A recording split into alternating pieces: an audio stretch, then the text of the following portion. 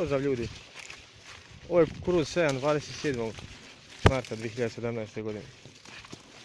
Malo je strađe jer ga je mraz stuko, ali sve u svemu dobro je kakav god je. Biće nešto.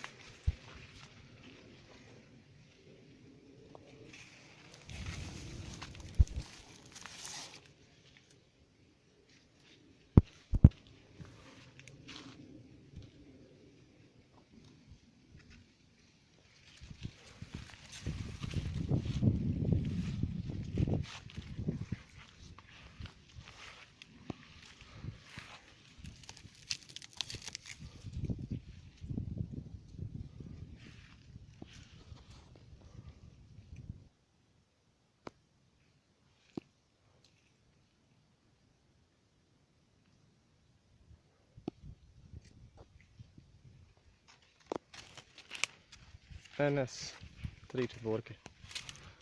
U Bosni se uvijek se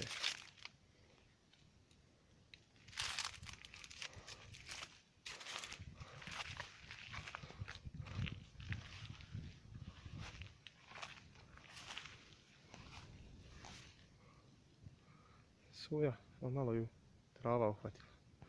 Ništa strašno.